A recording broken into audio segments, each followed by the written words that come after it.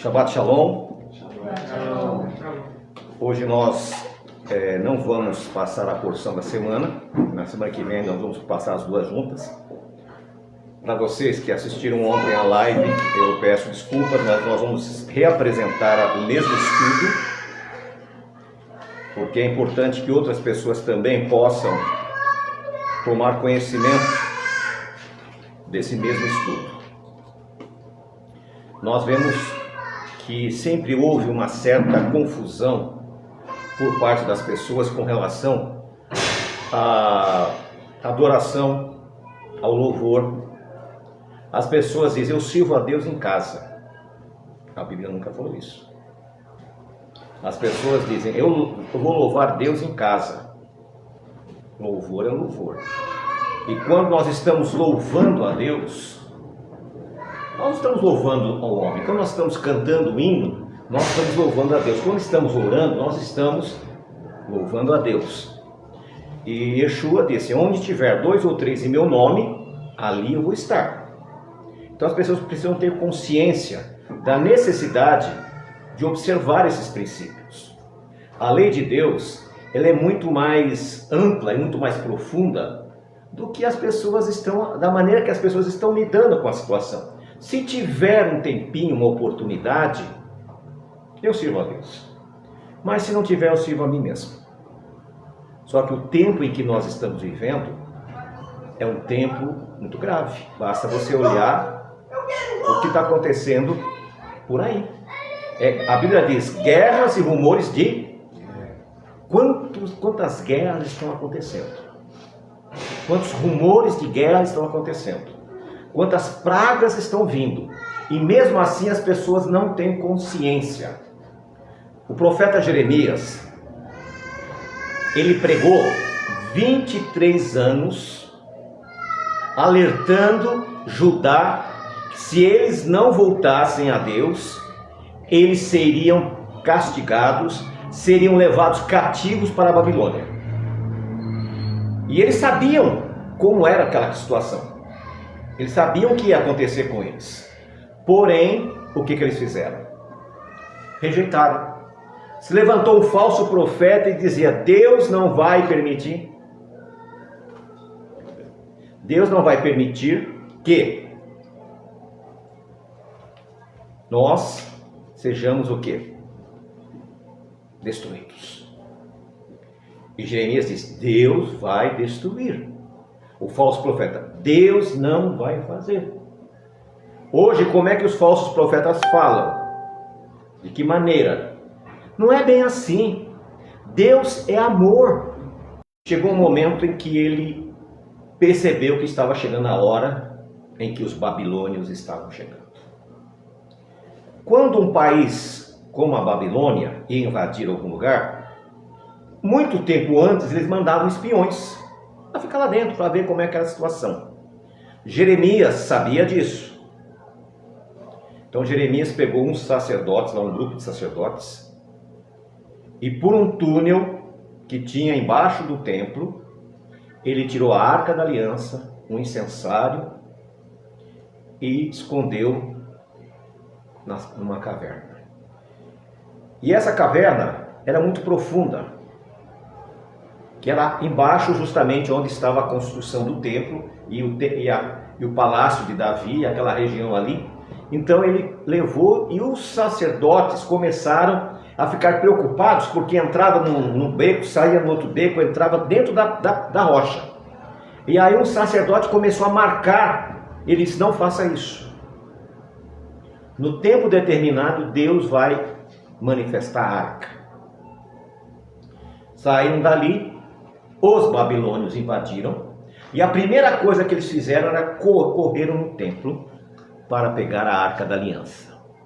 Na cabeça deles, como na cabeça de Hitler também, que correu atrás da chamada Aliança, da Arca da Aliança, eles achavam que tinha algum poder místico, alguma coisa extraordinária. Porque Israel conseguiu vencer todas as batalhas, a arca ia na frente. Mas quando eles chegaram, estava o quê? Vazio. A arca não estava lá. E isso causou uma frustração muito grande. E eles foram levados para o cativeiro, e lá eles ficaram 70 anos. A maioria que foi, morreu. A maioria morreu lá no cativeiro. Os que foram muito pequenininhos, tipo 5 anos, 10 anos, retornaram, mas já tinham mais de 80. E o profeta Ageu diz que ao olharem o novo templo que estava sendo feito, eles choraram, porque a diferença era gigantesca. O anterior era lindo, extraordinário, maravilhoso, e agora era muito simples. Porém, tinha um probleminha. Aquele novo templo não tinha o Santíssimo, não tinha a Arca da Aliança.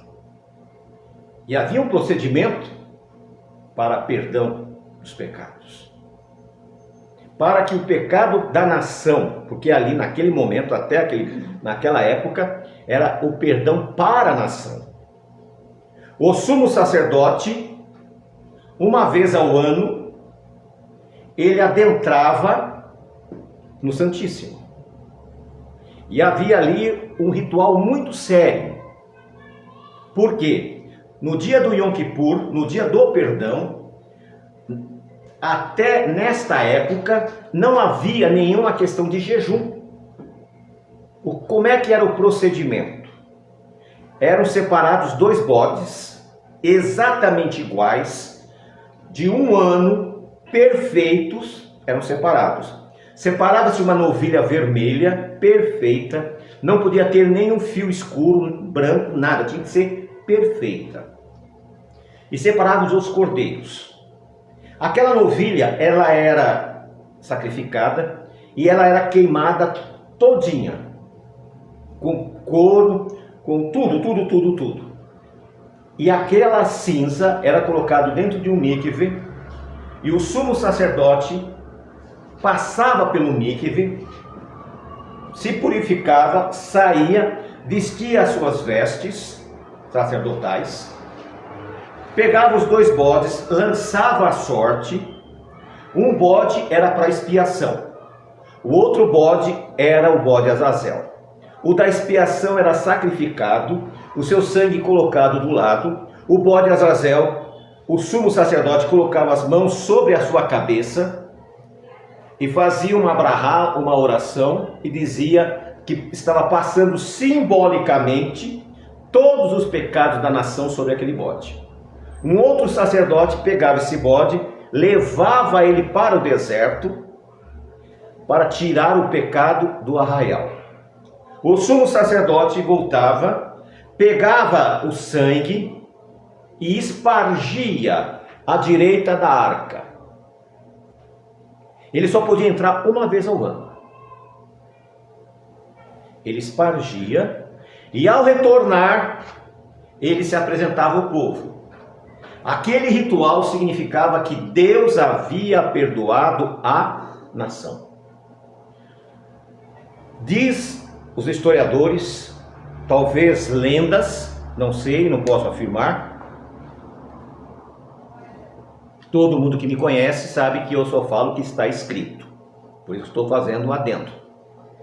Que as 12 pedras que estavam sobre o peitoral dele, quando ele saía e havia perdão, elas ficavam acendendo. Não posso confirmar. Posso apenas dizer que existe esse comentário. E aí, iniciava-se novamente o quê? Dali 4 dias, a festa das cabanas. Que o povo todo se regozijava durante 7 dias naquela festa. Assim funcionava a questão do perdão. Em Hebreus capítulo 9, no livro de Hebreus, para quem não conhece e não leu Hebreus, eu sugiro que dedique. É um livro pequeno, mas importantíssimo para nós entendermos o processo, que é justamente o processo do santuário. Hebreus capítulo 9.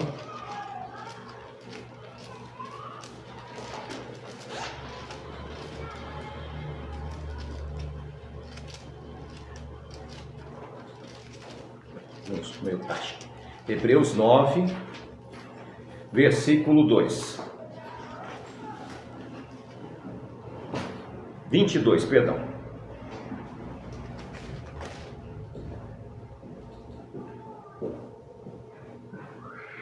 Segundo a lei, quase tudo é purificado com sangue. E sem derramamento de sangue, não há o quê? Perdão ou remissão. Então, se não houver derramamento de sangue, não há perdão. Compreenderam? Está lógico? Está claro? Então, para que houvesse perdão no antigo sistema sacerdotal, havia necessidade do sangue da novilha vermelha, do sangue do bode da expiação e das ovelhas, e espargir o sangue na arca da aliança. Não havendo esse sangue, esse sistema, não havia perdão. Ok? O povo de Israel vai para onde? Babilônia. Retornam. Quando retornaram, reconstruíram. Mas o que não tinha ali? O Santíssimo. Esse ritual não podia mais ser feito. Você não encontra na orientação bíblica que esse ritual deveria ter orações e jejuns.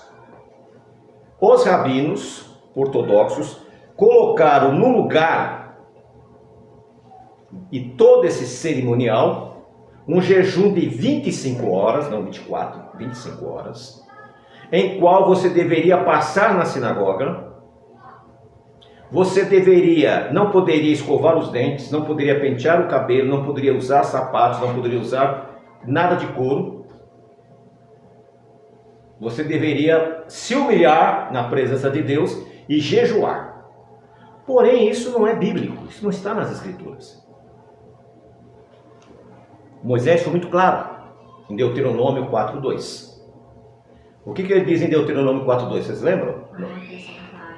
Não acrescentarás e nem vai tirar.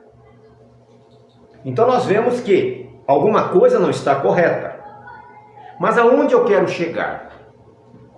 Muitas pessoas, como eu já tenho dito aqui, são de várias religiões. Existem mais de 50 mil denominações cristãs. E muitas dessas pessoas, elas estão fazendo o chamado que nós chamamos de techuvá, restauração. E elas vêm e aceitam as práticas da Torá, e elas acreditam em Jesus como seu Messias. E elas começam a tentar adaptar a sua fé anterior com a fé atual. Mas muitos têm se afastado dos caminhos do Senhor, porque ele acredita que se ele for praticar o judaísmo rabínico, ele está salvo. Porém, o judaísmo rabínico não tem mais o sacrifício. Então não há mais remissão de pecado. O que difere o messiânico do judaísmo? Nós temos Yeshua. Yeshua é o sacrifício perfeito.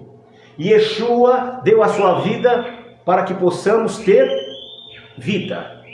Porém, muitos têm dito que Yeshua não é o Messias. E o que tem acontecido normalmente são pessoas que têm uma deficiência chamada síndrome de vira-lata. Ele quer ser, de qualquer maneira, uma coisa que ele não é. Não, eu quero ser judeu. E para ser judeu, eu tenho que rejeitar Jesus. Porém, são pessoas que não têm o menor conhecimento da Bíblia. E alguns ainda se atrevem a serem youtubers, levarem heresias como esta, falando que não é verdade, que Jesus não é o Messias. Se Jesus não for o Messias, a Bíblia é um mito. não tem valor algum. Porque desde Gênesis até o Apocalipse, ela aponta para Jesus. Em primeiro lugar, outra coisa, eles têm apregoado, nesses 2000 anos, cerca de 20 supostos messias apareceram. Teve alguns que não significou muita coisa. Um dos mais importantes foi o Bar Kokhba, no ano 135, quando ele foi derrotado pelos romanos e morreu. O outro foi o Zabbatai. O Zabbatai já no século XII. Ele se apresentou como Messias e ele começou a pregar e começou a atrair muitos, mas muitos adeptos.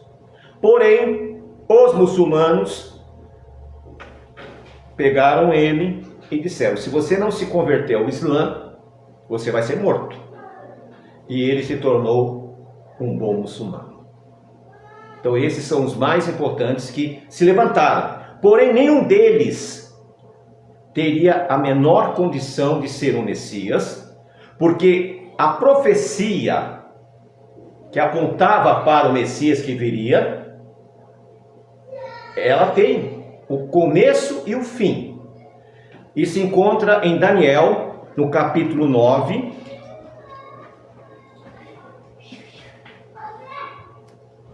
Daniel, capítulo 9, versículo 25.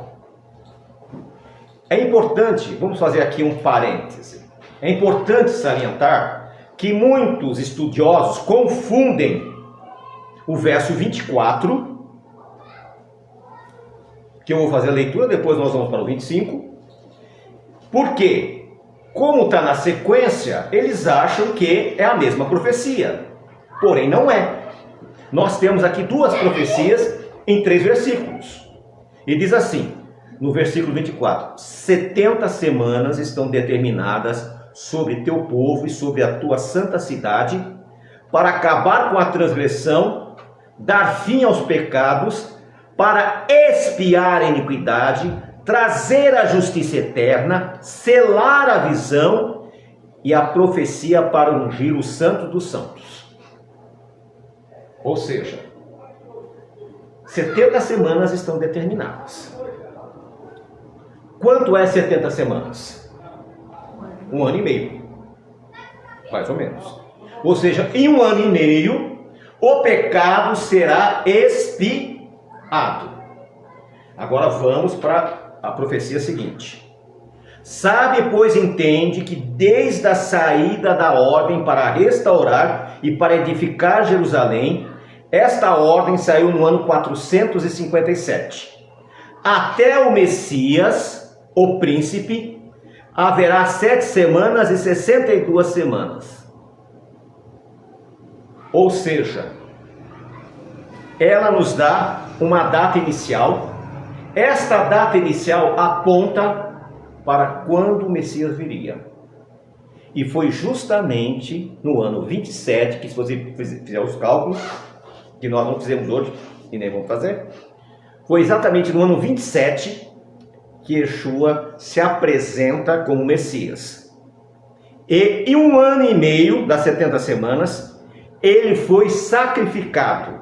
E ele fez o sacrifício perfeito. E através do seu sacrifício, ele trouxe o perdão a todos que se achegarem a ele. Então, qualquer indivíduo que se apresente como Messias fora desta época é um falso Messias. Falso Messias é uma coisa, falso profeta é outra e anticristo é outra.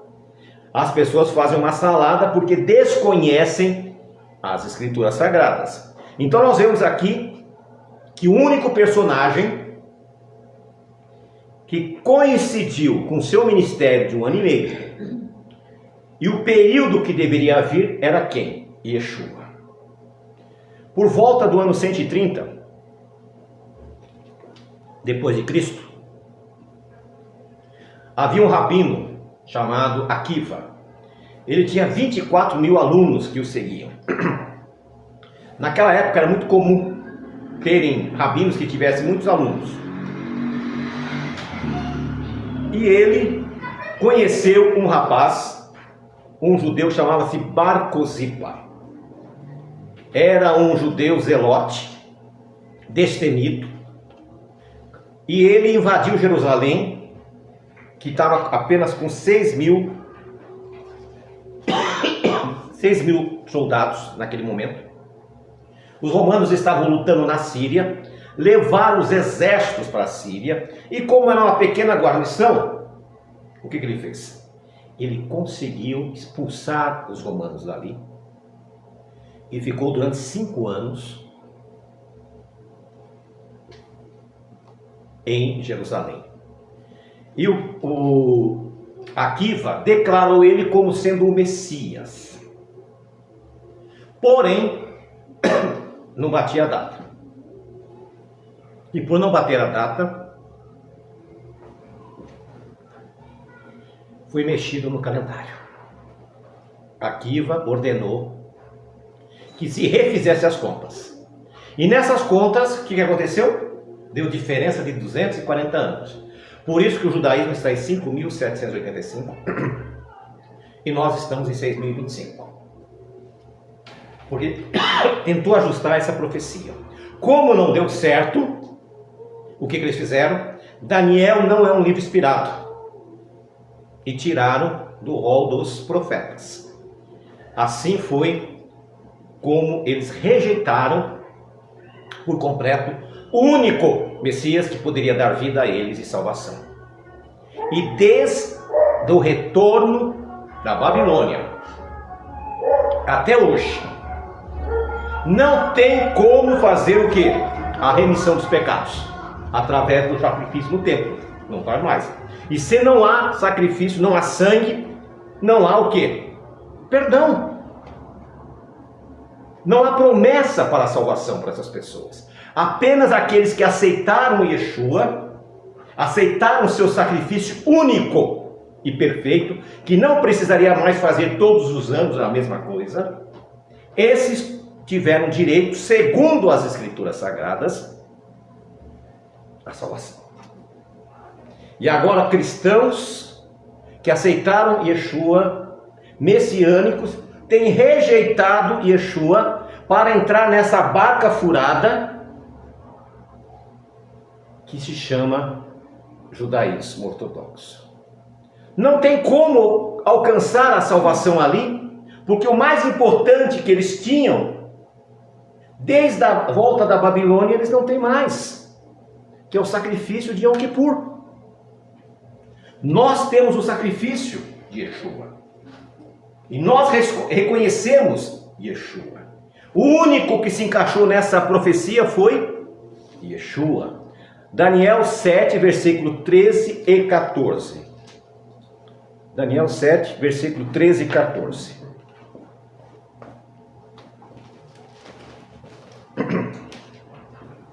Presta bem atenção. Eu estava olhando em minhas visões da noite, e eis que, com as nuvens do céu, vinha um como filho do homem, que foi até o ancião de dias, de muitos dias, e o fizeram se aproximar diante dele.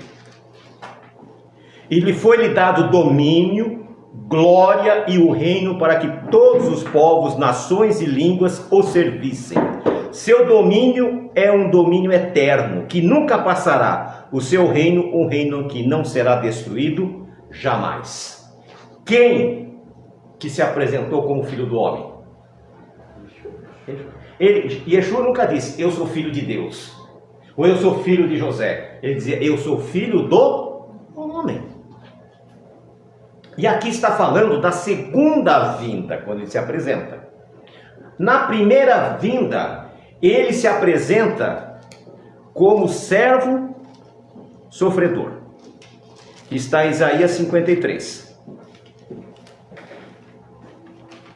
Aí eu vejo essas pessoas por aí falando asneiras, mas elas não têm coragem de aceitar convites para que a gente faça um podcast.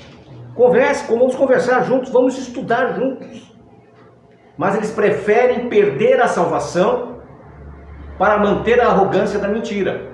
E olha o que diz aqui Isaías 53. Presta atenção na leitura. Até o versículo 7, dá-se a impressão que não é, que pode até não ser.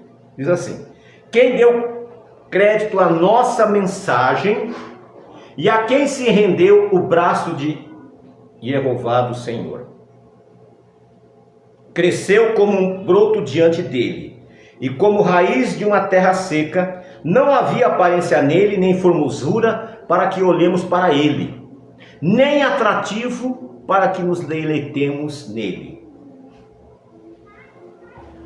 O judeu, ele esperava o Messias com os padrões de Saul, com os padrões de Davi, com os padrões de Salomão. A Bíblia diz que Saul era o homem mais bonito de Israel. Ele tinha entre 1,90 m a 2 metros. Enquanto a média da população era 1,60 m e 70 m, ele se sobressaía. E essa ideia ficou na cabeça das pessoas. Aí Deus, como ele é brincalhão, diz: vou mandar um sem aparência nenhuma, que não tem essa característica. É o que ele está dizendo aqui. Era desprezado e rejeitado entre os homens, varão de dores, experimentado no sofrimento, como diante de quem se esconde o rosto. Era desprezado e não o estimamos. Certamente ele levou nossas enfermidades e suportou nossas dores, e nós tivemos por castigo, ferido de Deus e abatido. Mas ele foi ferido por nossas transgressões e moído por nossos pecados. O castigo que nos traz a paz estava sobre ele, e por suas feridas fomos curados. Aqui Daniel está dizendo como seria o sacrifício substituto do bode expiatório. Ele, no seu sacrifício, ele iria substituir. Todos nós andávamos desgarrados como ovelhas, e cada um se afastou por seu caminho. Mas o Senhor fez recair sobre ele a iniquidade de todos. A diferença dele para o bode Azazel e o bode expiatório é que ele assumiu os dois. O bode Azazel assumia todos os pecados e ia para o deserto. O bode expiatório morria em o seu sangue, e ele assume as duas funções. Ele colocou sobre si as nossas iniquidades. Versículo 7. Foi oprimido e afligido, mas não abriu sua boca. Como um cordeiro que é levado ao matadouro, e como uma ovelha muda perante seus tosqueadores, tampouco ele abriu a sua boca. Líderes religiosos ortodoxos dizem: é Israel, vocês não viram que eles foram levados para o holocausto e não reagiram? Diferente do Israel de hoje, né? O de hoje reage, mas aquele não. Eles dizem que isso. E se você deixar se levar, você vai dizer: é verdade. Porém, a partir do verso 8, da prisão e do juízo foi tirado, e sua geração quem contará? Por quê? Porque ele não pôde ter filhos. Não teve geração, não teve continuidade. Foi parado ali nele. Não.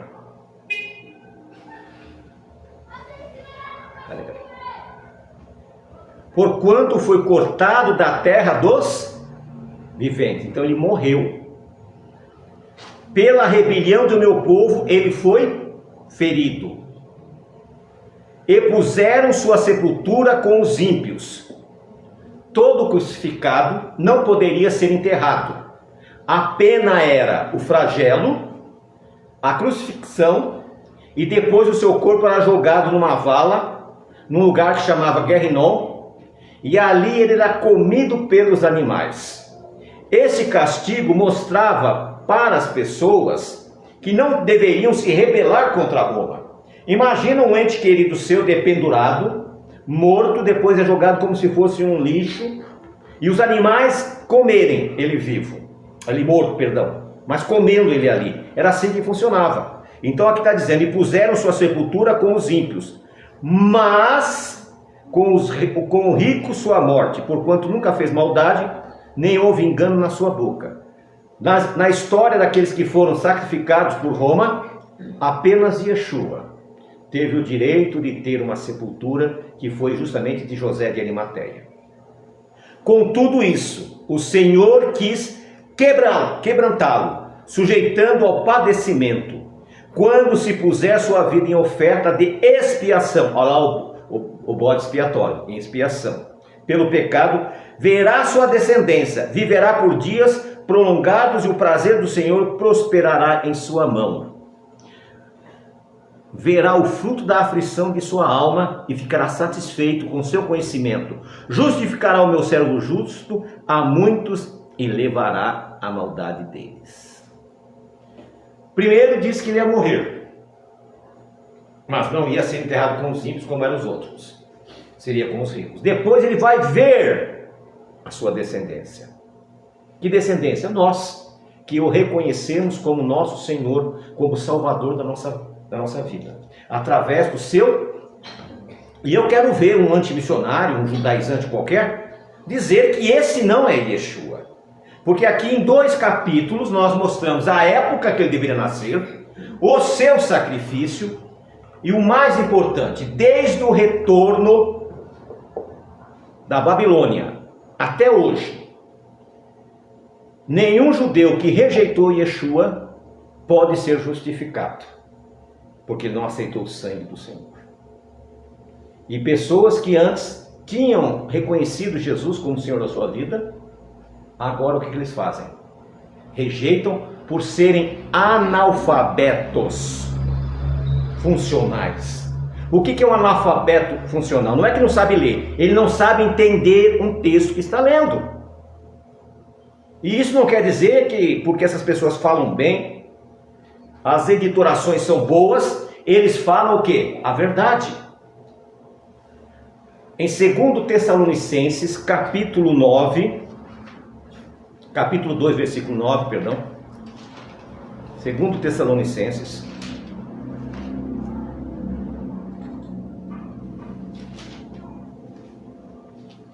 Capítulo 2, versículo 9 em diante. O aparecimento do iníquo deve-se à atuação de Satanás com todo o poder, sinais, prodígios mentirosos.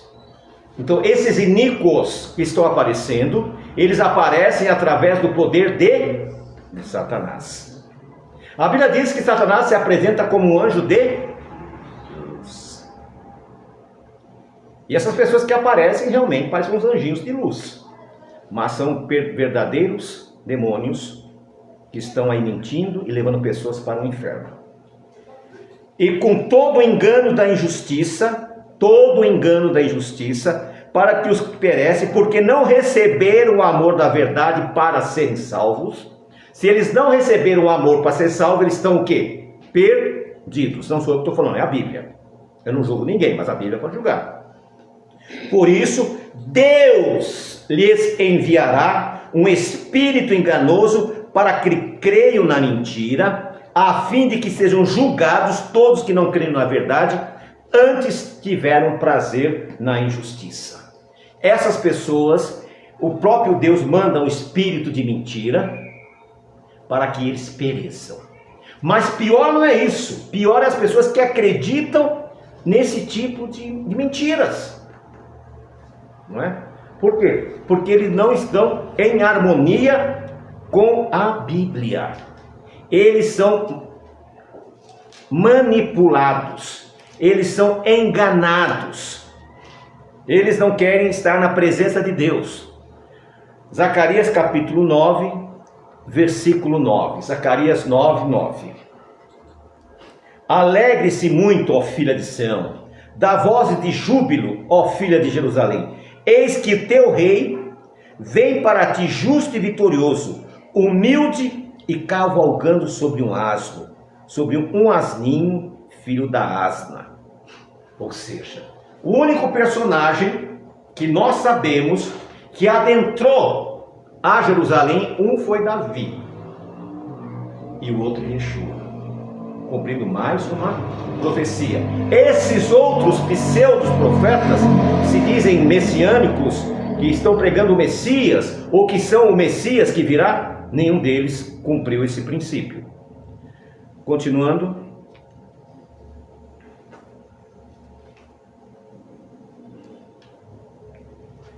Nós vamos para... Daniel já foi. Vamos para Salmos, capítulo 2.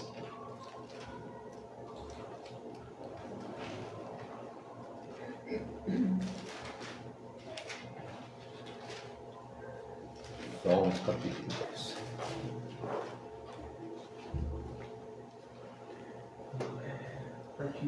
Versículo 7.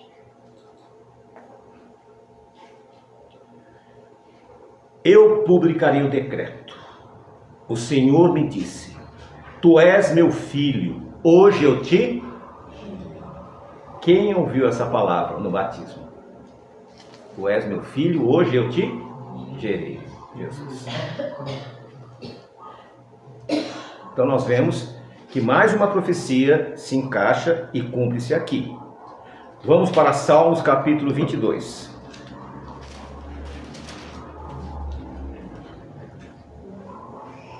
Deus meu, por que me desamparastes? Por que está tão longe a minha salvação? E das palavras do meu clamor, Deus meu, clamo de dia e não me responde. Quem clamou? Deus meu, por que me desamparastes? Quando estava na cruz. Como é que esses pseudos messias que estão aguardando, que não se encaixam na nenhuma profecia, vai poder dizer isso? Não tem como. É simplesmente uma utopia, uma fantasia. Não tem como cumprir esse princípio.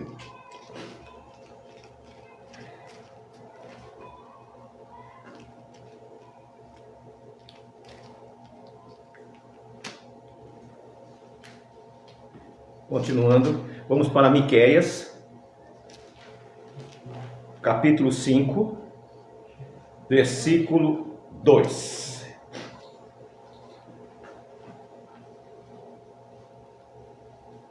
Miqueias, capítulo 5, versículo 2. Diz aí.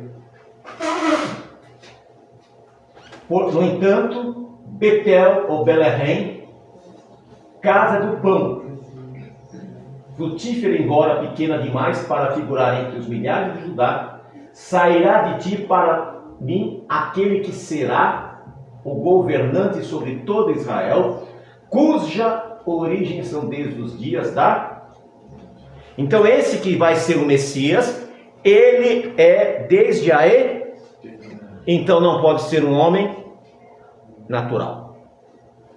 Deveria nascer aonde? Em Belém. Aqui nós vemos a profecia se cumprindo também na pessoa de Yeshua, e ele nasceu na cidade, como é que chamava a cidade dele? Casa do Pão. Belém é a casa do pão. Porém, o que ele disse? Eu sou o pão da vida. A diferença quando a pessoa tem o Ruach Kodesh, o Espírito Santo, é que ele consegue detectar esses detalhes que as pessoas não conseguem. Porque elas estão focadas na sua ignorância espiritual. E a mente fica tapada. E quando Deus percebe que aquela pessoa é negligente, que ela está mais preocupada com a sua vida pessoal, Deus deixa que ela siga o seu caminho natural. Deus permite que ela vá. Deus não obriga ninguém. Você não vai ficar aqui comigo. Deus não faz isso. Por quê? Porque Deus, ele não quer que pessoas estejam na presença dele sem amor. Pessoas estejam com ele sem, necessidade de estar na vida dele. Nós temos aqui agora Isaías 61, 1 e 2.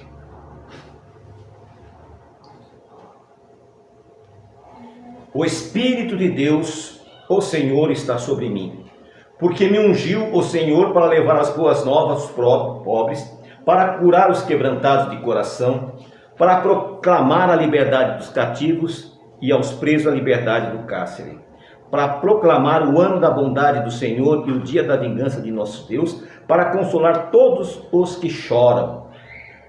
Quem fez isso? Bar Kokhba, que eles diziam que era um assassino, um guerreiro, mas Jesus não.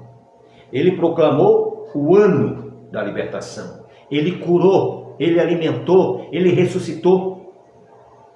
Então, esses textos que nós estamos lendo hoje, mostram para essas pessoas que ao invés dessas pessoas, delas simplesmente acharem que porque alguém falou que ele não é o Messias, essas pessoas embarcarem nessa canoa furada, isso aí é o quê? No mínimo, burrice. No mínimo, burrice. Não é muito kasher, né, falar isso, mas são burros. Porque as pessoas se deixam levar pela dicção, emoção, dicção, sabe? E isso não é correto.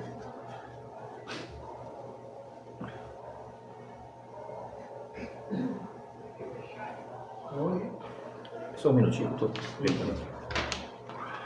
Marquei aqui, ele sumiu.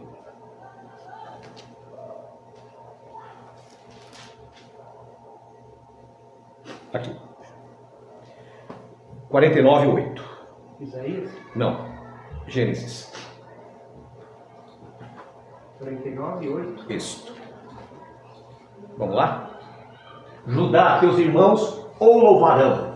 Tua mão estará sobre a cerviz de teus inimigos, e todos os filhos de teu pai se curvarão reverentemente a ti, diante de ti. O próximo.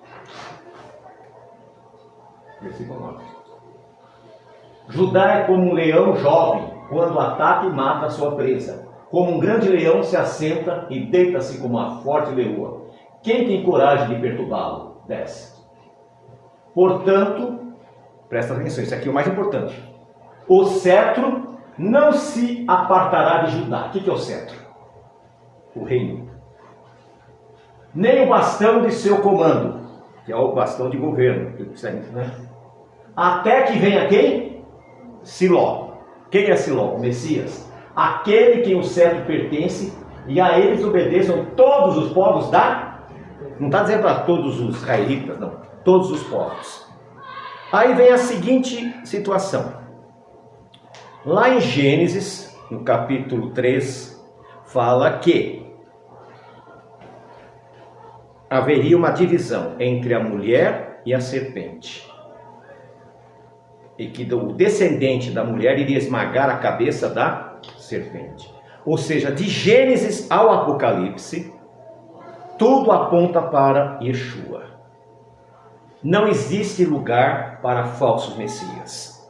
Porém, muitos dizem, mas Yeshua não cumpriu a profecia que ele vai governar sobre todas as nações. Que ele vai trazer a paz à terra. E realmente ele não cumpriu isso. Porque isso vai acontecer na sua volta e não naquele momento. É uma questão de tempo profético. E a Bíblia diz que ele viria e depois seria ocultado, seria tirado do meio de nós. Então, irmãos, nós estamos aqui hoje com um propósito, um único propósito: mostrar para vocês que estão online, que vão assistir, que não existe a menor possibilidade de Yeshua não ser o Messias. Porém, se ele não é Messias, vã é a nossa fé. A Bíblia é um mito, uma fantasia. Porque se ele não é o Messias, não tem como tirá-lo. Aqui está a perseverança dos santos, daqueles que obedecem aos mandamentos de Deus e permanecem fiéis a... Quando você não é fiel a Jesus, você deixa de ser santo e passa a ser o quê? Ímpio. E eu deixo aqui em público. Qualquer desses supostos antimissionários que quiserem estudar a palavra, nós estamos aqui para ajudá-los. Se você está engabelado pelo maligno, está com o complexo de vira-lata, você não consegue admitir que servir a Yeshua é insuficiente, vem estudar a palavra, porque a sua vida vale muito mais do que uma fantasia. E todos, não foi um, que eu conheci, que seguiu esse caminho, pouco tempo depois estava no ostracismo, achando que o outro lado os receberia de braços abertos, mas não. Aí criaram um movimento chamado Bnei Nada, Bnei Noach, e as pessoas deixam de ser filhos de Deus para ser filhos de Noé. Aí você percebe a loucura mental dessas pessoas. E mais louco ainda são aqueles que ainda dão ibope para esse tipo de gente. Porque pior do que mentir é seduzir, e quem seduz é o diabo. Não tinha um filme chamado O Diabo Veste Saia? Uma coisa assim? Hã? Tanto faz, saia, Prada, é a mesma coisa. Não atrapalha a minha venda? É a mesma coisa. Acho que o diabo, sei lá, é o diabo, pronto. Então, meus irmãos, o nosso objetivo é um só, não é condenar ninguém. Mas saiam dessa fantasia. Voltem para a Bíblia. Se você vai querer seguir uma religião que já morreu, chamado judaísmo, que não é a religião de Israel, essa é a religião dos fariseus babilônicos, o arqui-inimigo de Yeshua, porque Deus nunca estabeleceu o judaísmo, Deus estabeleceu o templo com o sacerdócio levítico, e não esses falsos religiosos que mentem, enganam e fazem de você uma próxima vítima. Então, que Deus visite cada um de vocês. E volto aqui a repetir, estou à disposição de todos. É fácil de nos achar na internet. Se você quiser estudar a Bíblia, se você quiser conhecer a palavra, não seja vítima desses servos de Satanás. Como Paulo disse, que o próprio Deus mandou Satanás induzir essas pessoas, porque eles não aceitam a verdade. E não seja você o próximo. Que Deus abençoe a todos. Eu agradeço imensamente a presença de vocês aqui também. Shabbat Shalom, Shavua Tov, boa semana. Vamos ficar em pé, vamos cantar um hino.